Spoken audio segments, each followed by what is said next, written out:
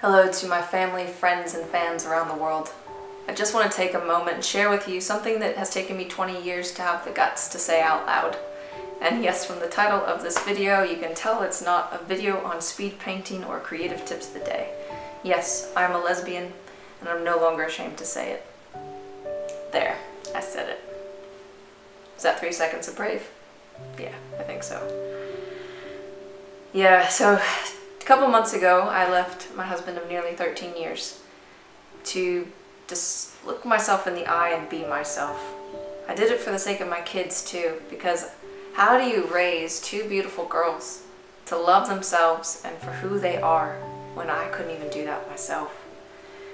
So baby girls, I know you're hurting right now and I know you're confused, but I know one day you'll look back at the season and be proud of me and be proud of the decisions I've made.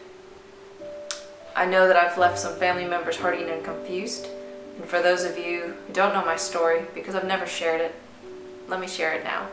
And I also make this video out to all the young people, and even to those married with kids, who feel suffocated and trapped and hidden in a life that you were never intended to live. I pray that you find your bravery before it's too late.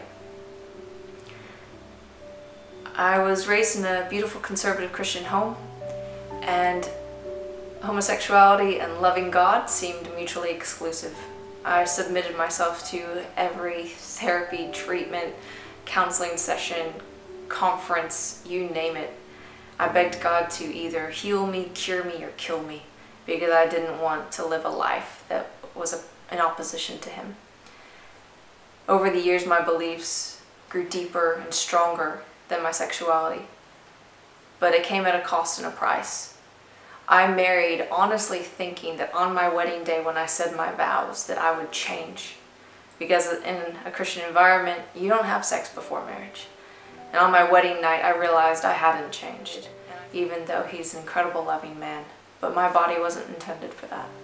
And it led to the most incredible depression, the most atrocious coping mechanisms, from drugs and alcohol and self-hatred beyond self-hatred. My body was wrecked with rheumatoid arthritis to the point where I had to inject every 2 weeks just to walk. Doctors are just finally realizing the link between emotions and health.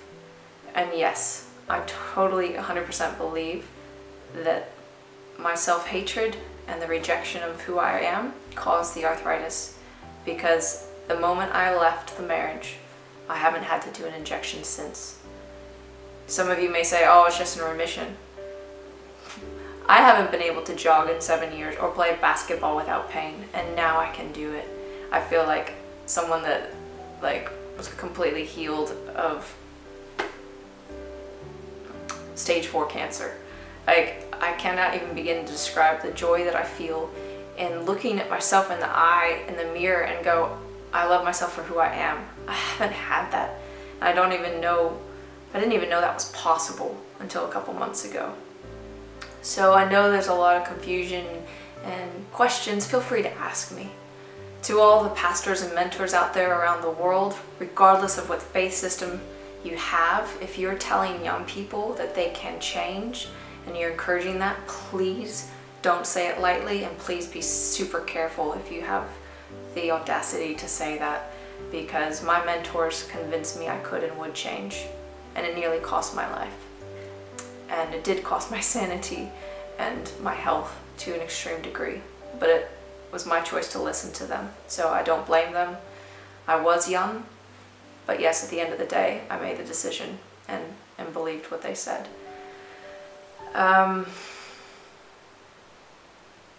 And just to wrap this up, because I know we all got stuff to do, I just want to say, for those of you who do not want to follow me on social media anymore, and they feel that I'm doing something wrong or sinful or whatever it may be, please just unfollow me, unfriend me. I'm not offended. I'd rather that than get some vile remarks or comments on my new life. And yes, I have met somebody, and it's my business, and I would appreciate you to respect my relationship. And I just hope you have the best day ever. I need to get back to painting, And for those of you curious about how my art's gonna shift, it's gonna be amazing. I'm no longer afraid to be a painter. Like, I was causing so much pain, like I can't even begin to describe, let's skip that.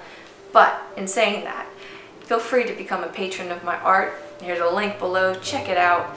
And I hope that it just gets better and more inspirational each and every year, and that more and more people around the world are just inspired by my story, by my 3 seconds of brave. And to my precious angel girls, I love you and I adore you, and I hope one day you can look at me and say that you're super proud of your mama.